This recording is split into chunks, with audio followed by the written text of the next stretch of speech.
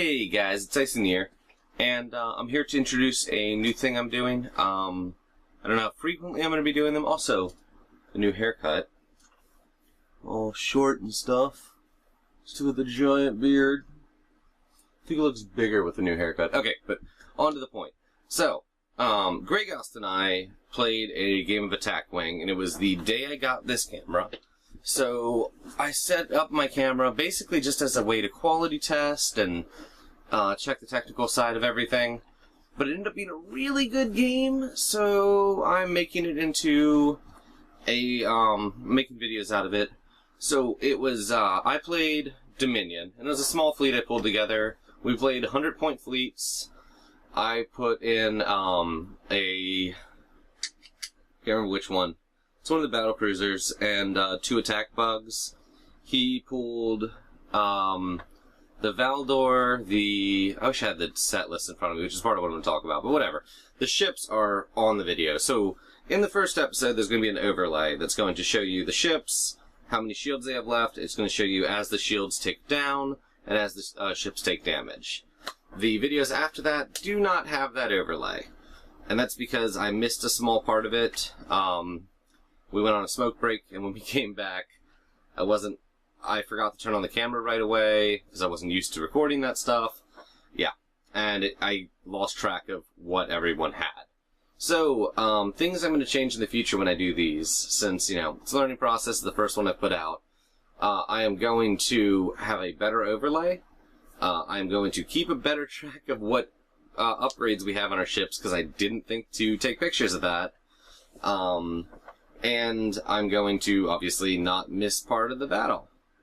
My plan is basically to have a second camera pointed down at our fleets laid out, so I can more easily find out, when something took damage, because I'll see it all happening there. Whether or not I use any of that footage, I'm not sure. I'll probably at least use some of that footage for the introduction to explain, this is what everyone has, blah, blah, blah.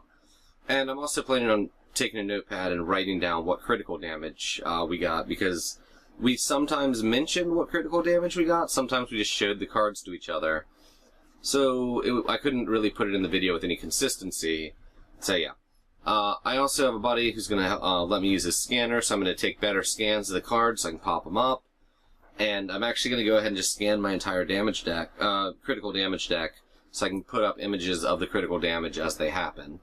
The questions I have for you, after you watch the video, come back to this video and comment on, do you want to see less of the movement phase? I left it in on this one. I cut out some of the dead zones where we were just making decisions.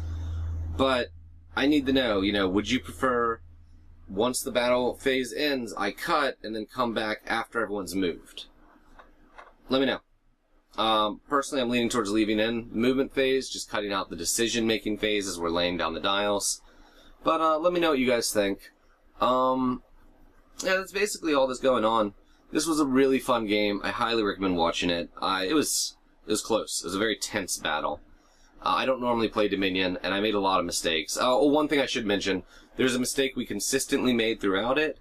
When, it was my fault. I was incorrect, and I thought that if you lost your primary action because of you bumping or anything like that, that you could still do free actions. That is totally wrong. No need to leave comments about it. Yeah, if you lose your primary action, you can no longer do free actions. You can still do things that don't require an action, like Martox, after the movement phase, give another friendly Klingon ship an action. You can still do that, but if it says action in it, or free action, you can't if you've lost your action. So, good to know. Yeah, beyond that, I made a lot of personal mistakes in this. I totally forgot about my counterattack die. I'm not used to using counterattack die. In my standard, I played 90-point builds a lot, and my standard 90-point build, just like grab it off the shelf, it's a Klingon build that doesn't have a fleet resource in it. And when I do put a fleet resource in for a 100-point build, it's normally flagship.